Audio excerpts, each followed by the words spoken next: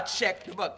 In Luke chapter 8, beginning around verse 43, here is a story that we need to share with them. The Bible says, and a woman having an issue of blood, 12 years, which has spent all her living upon physicians, neither could be healed of any, came behind him and touched the border of his garments, that is the garment of Jesus. And immediately her issue of blood was stench, that is, it dried up. And Jesus said, who touched me? When all denied, Peter and they that were with him said, Master, the multitude throng thee and press thee, and sayest thou, who touched me? All these people around you, Jesus, it could have been anybody. And Jesus said, somebody hath touched me, for I perceive that virtue is going out of me. And when the woman saw that she was not hid, she came trembling and falling down before him. She declared unto him before all the people for what cause she had touched him, and how she was healed immediately. And he said unto her, Daughter, be of good comfort. Thy faith hath made thee whole. Go in peace. And so we find a story where the Bible says, here is a woman that had done all that was in her power to get some kind of relief from her issue of blood. She was bleeding. And so the Bible says that even with all that she had done on her own, things still remain the same. But I'm coming here to tell you from God's great book, the Bible, hold on, just trust in the Lord. The Lord will make it all right. And if someone says, that was during the miraculous time, yes, but we need to recognize that God does not have to perform a miracle to heal us or help us through our issue. God is powerful enough to aid us in whatever way he desires. Maybe some kind of new medicine, maybe through the doctors, but whatever the way God chooses to, he can make a difference in our lives. Let's check the book. In the book of Luke, if you would, around chapter 13. I want you to notice around verse number 11 what the Bible says. Let's check the book. In Luke 13, around verse number 11, we find another story that certainly can bring some comfort, some hope to those that are in conditions that they've been in that way for a long time. Let's check the book. In Luke 13, around verse number 11, the Bible says, and behold, there was a woman which had a spirit of infirmity 18 years, and was bowed together, and could in no wise lift up herself. And when Jesus saw her, he called her to him, and said unto her, Woman, thou art loosed from thine infirmity. And he laid his hands on her, and immediately she was made straight and glorified God. Again, the Bible is very, very helpful, very precious, very hopeful. For here is a woman, the Bible says, that was bent over in such a way that she could not lift herself up for 18 years. But Jesus came into her life, and she was able, thank God, to be able to function again as a normal woman. Let's quickly check the book. In John chapter 5, beginning around verse number 1, let's check the book. In John 5, around verse 1, the Bible talks about a scene where everybody that was in the scene has some kind of a complaint, some kind of sickness, some kind of infirmity. Let's check the book. In John 5, beginning around verse 1, the Bible utters these words. And after this, there was a feast of the Jews, and Jesus went up to Jerusalem. Now, there is at Jerusalem by the sheep market a pool which is called in the Hebrew tongue of Bethesda, having 5 porches. And these lay a great multitude of impotent folk, of blind, halt, withered, waiting for the moving of the water. For an angel went down at a certain season into the pool and troubled the water. Whosoever then first after the troubling of the water stepped in was made whole of whatsoever disease he had. And a certain man, watch this, was there which had an infirmity 38 years. Now, that's a long time. The woman that had the issue of blood was 12 years. That's a long time.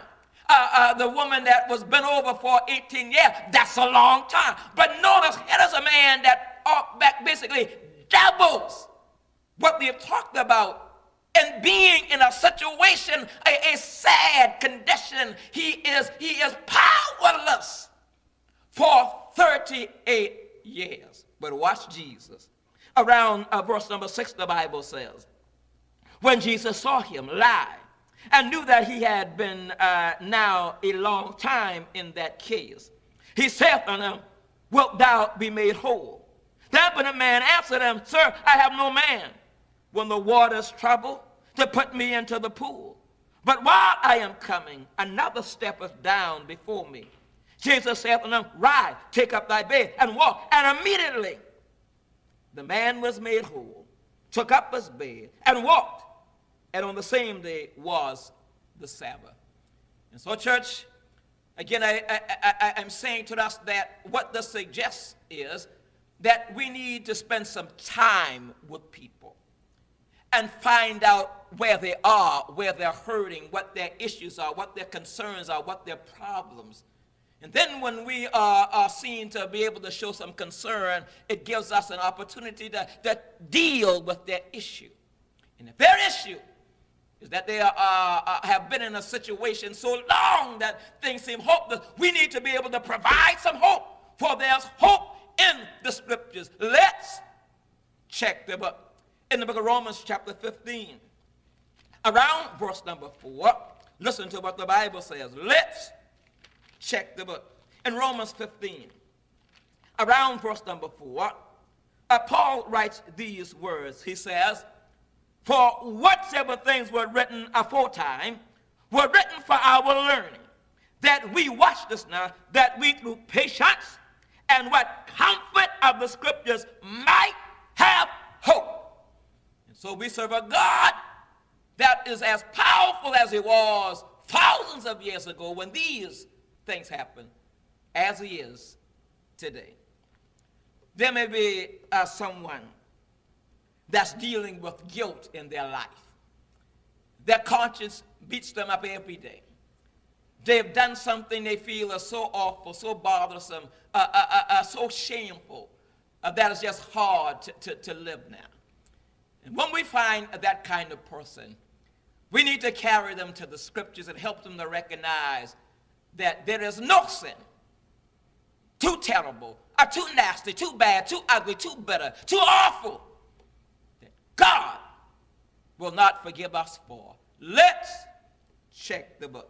In the book of John chapter 8, if you would, beginning around verse number 3. Listen to what the Bible says. John chapter 8, around verse number 3. Listen to what the great book says. At verse number 3, we find these words. And the scribes and Pharisees brought unto him a woman taken in adultery. And when they had set her in the midst, they say unto him, Master, this woman was taken in adultery. Matter of fact, in the very act. Now Moses in the law commanded us that such should be stoned. But what sayest thou? Thus they say, tempting him, that they might have and accuse him. But Jesus stooped down, with his finger wrote on the ground, as though he heard them not. So when they continued asking him, he looked up himself and said unto them, He that is without sin among you, let him cast a stone at her. And again he stooped down and wrote on the ground. And they which heard it, being convicted by their own conscience, went out one by one, beginning at the eldest even unto the last. And Jesus was left alone, and the woman standing in the midst. When Jesus had lifted up himself and saw none but the woman, he said unto her, Woman, where art those thine accusers? Hath no man condemned thee? And she said, No man, Lord. And Jesus said unto her, Neither do I condemn thee. Go and sin no more. So here is a woman, no doubt, certainly has to feel awful bad, has to feel a lot of guilt. She is not only caught in adultery, but caught in the very act itself of adultery. And perhaps brought to Jesus, perhaps naked and thorn in the synagogue where Jesus is. Sure enough, she has to be embarrassed and bothered. But my Lord dealt with her accusers and even helped her recognize that nobody is without sin. And as he placed before them, and they discovered, no doubt without question, that they all were guilty of something. Therefore, the Jewish law said those that brought her were the ones that were responsible for throwing the stone on her to kill her. But since they were guilty and left, there was no one to carry out those orders. And as Jesus says to her, where are your accusers? And she says, they're all gone, no one. And Jesus says to her, woman caught in the very act of adultery, that I have not in so many words I charged this against you. But he says, go and sin no more.